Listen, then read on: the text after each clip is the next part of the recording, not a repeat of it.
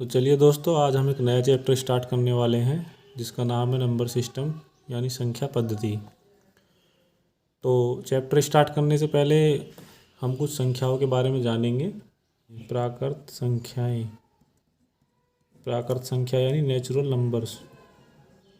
Natural numbers ये सब तो आप लोगों को पता ही होगा कि जो संख्याएं एक से स्टार्ट होकर और अनंत तक जाती हैं, जो गिनती में यूज होती हैं, जैसे 1 2 3 4 5 6 7 8, यानी कि एन से डिनोट करते हैं इनको। नेचुरल नंबर है ना, n इजकल टू 1 2 3 4 5 और ऐसे ही इन्फिनिटी तक जाएं, यानी अनंत तक जाए, जो गिना ना जा सके। अनंत का मतलब वो होता है क्या होती हैं पूर्ण संख्याएं। पूर्ण संख्याएं बोलते हैं हम होल नंबर्स।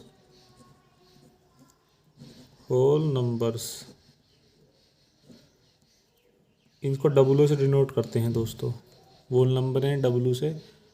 तो अगर हम प्राकृत संख्या नेचुरल नंबर में जीरो को ऐड कर दे शुरू में, तो पूर्ण संख्याएं हो जाएंगी, यानी कि 0 1 2 3 4 5 और ऐसे ही इन्फिनिटी तक ये सारी संख्याएं होल नंबर्स होंगी। प्राकृतिक यानी कि पूर्ण संख्याएं कहलाएंगी हमारी। और ऐसी होते हैं दोस्तों पूर्णांक संख्याएं। पूर्णांक संख्याएं, पूर्णांक संख्याएं यानी कि इनको बोलते हैं इंटीजर्स। इंटीजर्स यानी कि आई से डिनोट करते हैं इनको हम, आई इंटीजर्स। दोस्तों ये संख्या है 0 1 2 3 4 5 6 ऐसी इन्फिनिटी तक। और इधर हम इसमें माइनस में 1 -2 -3 -4 और -5 ऐसे इधर माइनस इन्फिनिटी तक। तो ये हमारी हो जाएंगी पूर्णांक संख्याएं। यानी कि कहने का मतलब ये है minus infinity two plus infinity के अंदर जितनी भी संख्याएं हैं वो पूर्णांक संख्याएं कहलाती हैं। ठीक है दोस्तों, होती हैं सम संख्याएं। आप सब जानते होंगे वैसे सम संख्याएं, 5वीं 6वीं में पढ़ा होगा, जिनको इवन नंबर्स बोलते हैं। इसे ई से डिनोट करते हैं इवन नंबर्स। जो संख्याएं, ये संख्याएं 2 4 6 8 10 यानी दो संख्याएं जो 2 से कट जाएं वो इवन नंबर होती हैं सारी संख्याएं। और यहाँ की सम संख्याएं हमेशा 2 से स्टार्ट होती हैं। सबसे छोटी सम संख्या भी 2 ही है।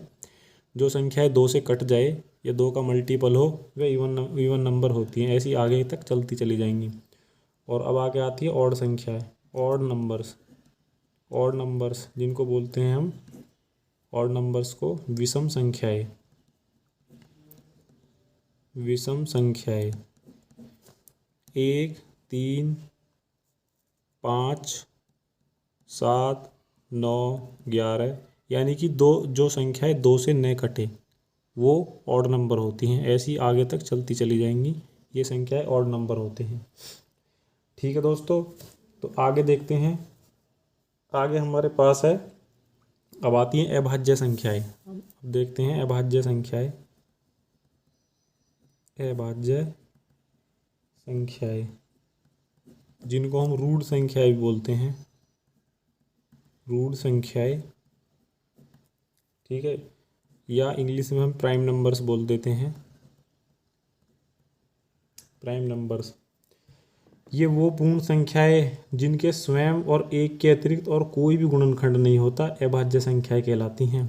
ठीक है दोस्तों, जिनका खुद के और एक के अलावा, यानी कि एक और स्वयं के अलावा, एक और स्वयं के अलावा इनका कोई गुणनखंड नहीं होता, तो ये संख्याएं अभाज्य संख्याएं कहलाती है। जैसे 2 3 5 7 11 13 17 19 ये ऐसी संख्याएं हैं जिनका स्वयं और एक के अलावा कोई भी दूसरा वैनिष्ठ गुणनखंड नहीं है। यहाँ ध्यान देने वाली बात यह है,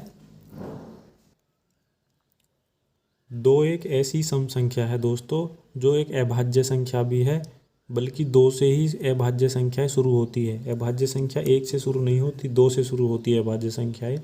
और दोस्तों सारी विषम संख्याएं रूट संख्या नहीं होती। जैसे कि दोस्तों 9 एक विषम संख्या है हमारे पास, 9 एक विषम संख्या है।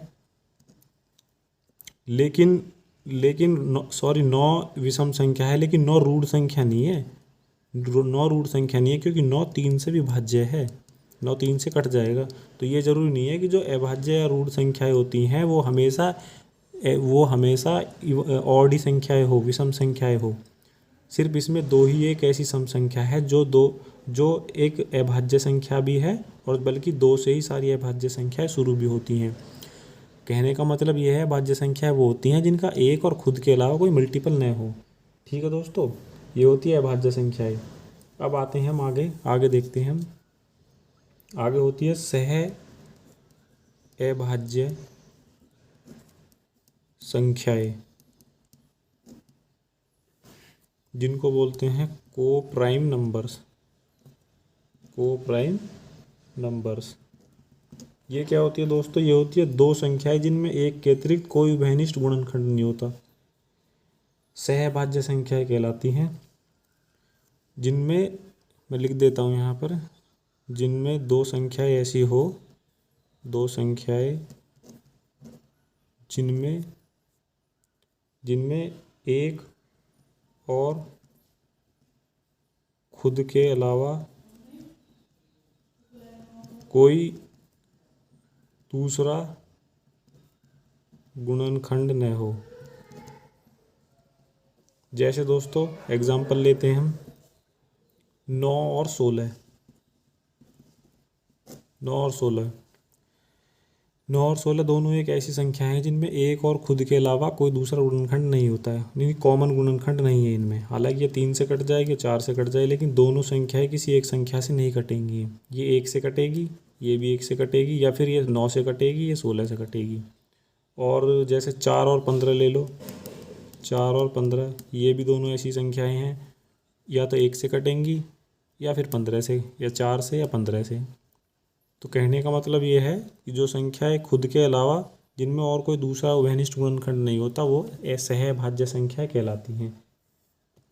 अब इन्हीं के अलावा इन्हीं के बेस पे भाज्य संख्याएं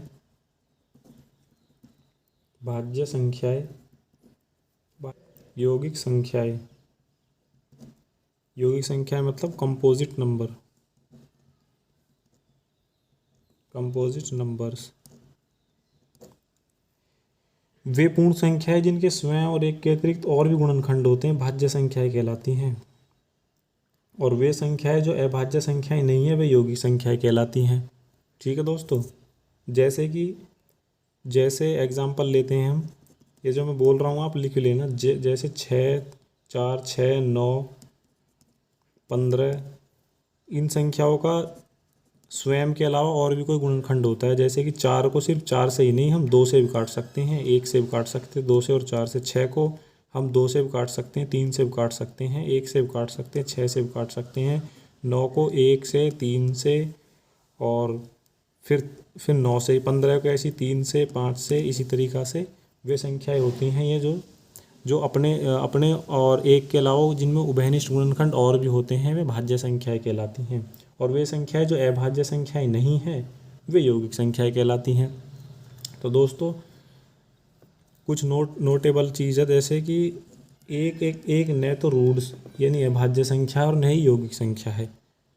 एक नंबर अभाज्य संख्या नहीं है क्योंकि अभाज्य संख्या तो हमेशा 2 से स्टार्ट होती है।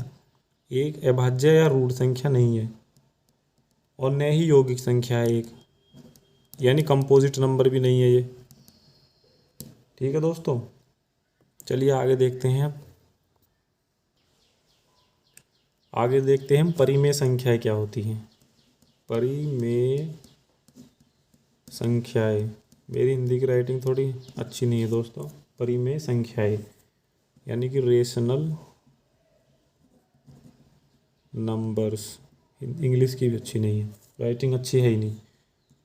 रेशनल नंबर, परिमेय संख्या। ये संख्याएं क्या होती है? जो संख्याएं हम भिन्न के रूप में लिखते हैं ना, वो सारी संख्याएं परिमेय संख्याएं होती है। इसे आप ऐसे भी याद कर सकते हैं। परिमेय यानी कि P/Q, P से परिमेय और P से P/Q, यानी कि जो संख्याएं P/Q यानी भिन्न के रूप में लिखी जाएं, वो सारी संख्याएं परिमेय संख्या यानी रेशनल नंबर होती है। जैसे 4/5, 6/9, 7/12, ये सारी परिमेय संख्या होती है, रेशनल नंबर होते हैं।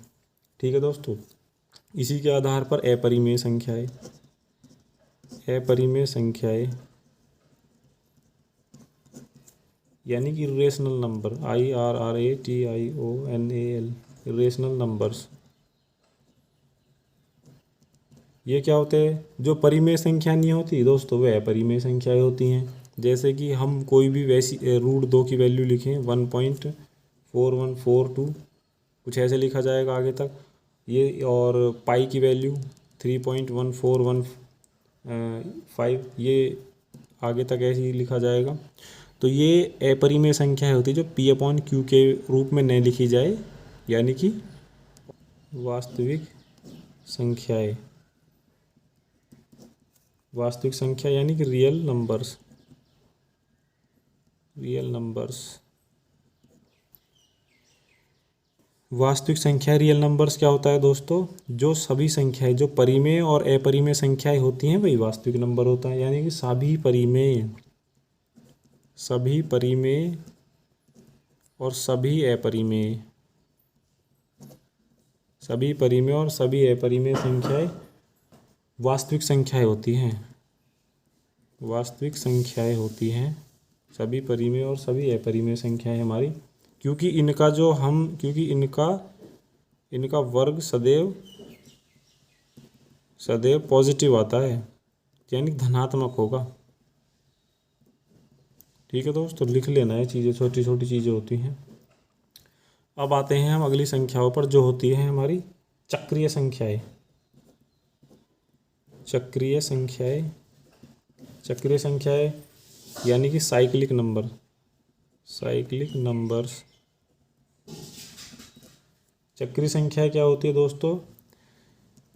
ये होती है n अंकों की कोई संख्या है, कि कोई संख्या है हमारे पास। अभी मैं एग्जांपल लेके बताऊंगा। n अंकों की कोई संख्या है तो दोस्तों इसमें n अंकों की संख्या, इसमें 1 से लेकर n तक किसी भी संख्या से गुणा करने पर उनका गुणनफल उन्हीं n अंकों से बना होता है, उनका गुणनफल उन्हीं n अंकों से बना होता है।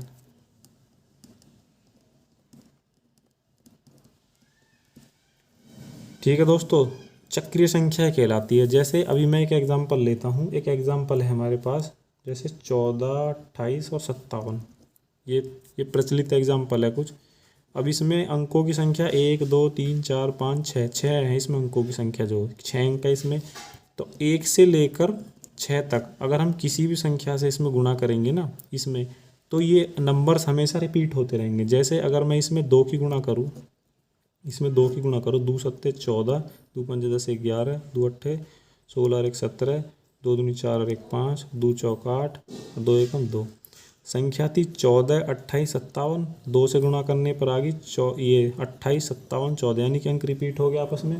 मान लो 3 से गुणा करूँ, 14, 28, 57 में 3 से गुणा करूँ, 3 सत्ते 21, 3 पंजे 15 और 2 17 और 3 अट्ठे 24, 24 और 1 25 और 3 दूनी 6 और 2 8 और 3 चौक 12 और 3 एकम 3 और 1 4।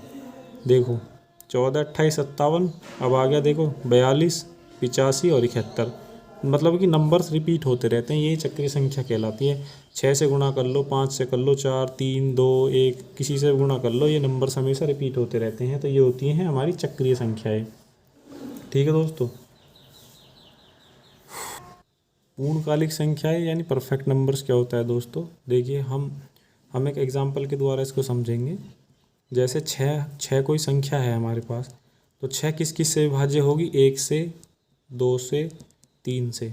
ठीक है दोस्तों, इस संख्या को छोड़कर, ठीक है, तो इसके फैक्टर्स 1, 2, 3, 1 से विभाज्य है, 2 से और 3 से। अगर हम इन संख्याओं को जोड़े 1 + 2 + 3, 2 और 1 3 और 3 6, तो 6 ही प्राप्त होगा। इसके जो गुणनखंड होते हैं दोस्तों ये इनसे विभाज्य है संख्या। अगर इनको हम आपस में जोड़े और हमें वही संख्या प्राप्त हो तो पूर्णकालिक यानी परफेक्ट नंबर्स कहलाते हैं। एक और एग्जांपल देता हूँ मैं आपको। जैसे 28 है हमारे पास। 28 किस किस से विभाज्य होगा? 1 से, 2 से, 4 से, 7 से, 14 से। ठीक है, 28 को छोड़कर। तो अगर इन सभी संख्याओं को हम जोड़ दें आपस में तो क्या होगा? 2 और 1 3, 3 और 4 7, 7 और 7 14, 14 14 28, 28। ठीक है दोस्तों, इनके गुणनखंड को जो संख्या विभाज्य होती है इस संख्या को छोड़कर अगर सभी संख्याओं को हम जोड़ दें और अगर यही संख्या हमें प्राप्त हो तो ये सारे परफेक्ट नंबर्स होते हैं, पूर्णकालिक संख्याएं होती हैं। ठीक है दोस्तों, तो चलिए आगे देखते हैं। अगर दोस्तों कोई संख्या हमें परिमेय संख्या के रूप में डिनोट करनी हो तो कैसे करेंगे? मान लीजिए हमें कोई एग्जाम्पल दिया हुआ है 0.75। ठीक है दोस्तों, तो इसे हमें P/Q यानी परिमेय संख्या के रूप में डिनोट करना है। तो कैसे करेंगे? अब जानते हैं 0.75 है तो हम इस संख्या को 0.75 को ऐसे लिख सकते हैं। पॉइंट यहाँ से हटाया, पॉइंट के नीचे 1 लिखा और जितने इधर अंक होते हैं उतनी यहाँ 0 लगा देते हैं। ठीक है दोस्तों, अगर हम इसको काटने लगे तो डायरेक्ट 25 से काट दो। 25 × 75, 25 चौका 100 यानी 3/4 आ गया। यानी कि 0.75 को हम 3/4 भी लिख सकते हैं P/Q के रूप में, क्योंकि दोस्तों यहाँ से हटाओ और 2 0 पुट कर दो। अगर कोई संख्या हो हमारे पास 0.9, इसको P/Q के रूप में डिनोट करें तो दोस्तों कैसे करेंगे? इसको हटाओ और 1 0 लिख दो, क्योंकि अगर हम इसका भाग इसमें करेंगे जब भी 0.9 आएगा तो इसको 0.9 को हम 9/10 भी लिख सकते हैं। तो दोस्तों अगर कोई संख्या हमें ऐसे दी हुई है जैसे कि 0. कोई x ले लेते हैं x और उसके ऊपर बार है, तो अगर बोल रहा है इसे P/Q के रूप में डिनोट करो यानी कि परिमेय संख्या के रूप में लिखो या भिन्न के रूप में लिखो इस संख्या को, तो इसको कैसे लिखेंगे? इन ऐसे सवाल बहुत आते हैं एग्ज़ाम में, तो इसको कैसे सॉल्व करेंगे हम? तो यहाँ देखेंगे दोस्तों इसके ऊपर बार लगा हुआ है, पॉइंट के इधर संख्या है, तो जब बार लगा हुआ है तो इसको हम ऐसे लिख सकते हैं x/9। ठीक है दोस्तों, अगर पॉइंट के इधर डायरेक्ट ऊपर बार लगा है तो इसके नीचे सिर्फ 9 लिख देंगे। ठीक है दोस्तों, अगर संख्या हमें ऐसे दी हुई है 0.0xy और दोनों के ऊपर बार लगा है तो पॉइंट को हटा देंगे, xy/2 बार 9, क्योंकि दोनों के नीचे बार लगा है 2 बार 9, ये ऐसे डिनोट हो जाएगी। ठीक है दोस्तों, अगर ऐसे ही संख्या हमें कुछ ऐसे दी हुई 0.xy और सिर्फ 1 पर बार है तो यहाँ दोस्तों यहाँ संख्या कुछ अलग लिखी जाएगी। इसको लिखेंगे इस पूरी संख्या में से यानी कि xy में से, और इस जिसके ऊपर बार नहीं है इसको घटा देंगे -x, और नीचे क्या होगा दोस्तों? जिसके ऊपर बार है। ठीक है दोस्तों, जिसके ऊपर बार है सिर्फ उसी के नीचे हम 9 लिखेंगे, 9 तो यहाँ पर, और जिसके नीचे नहीं है 0। ठीक है दोस्तों, 1 बार है तो 1 9 और 9 के बाद 0 ऐसे। ठीक है, तो अगर ऐसे दिया हुआ है 0.xyz और 2 पे बार है तो वही रूल जो ऊपर लगा है यहाँ पे, जैसे कि xyz से जिसके ऊपर बार नहीं है उसको घटा देंगे। ठीक है दोस्तों, और यहाँ 2 के ऊपर बार है और 1 के ऊपर बार नहीं है तो 990 ये इसका सॉल्यूशन हो जाएगा दोस्तों। ठीक है दोस्तों, आज की वीडियो में इतना ही। तब तक के लिए हंसते रहिए, व्यस्त रहिए, मस्त रहिए। आगे मिलते हैं नेक्स्ट पार्ट में।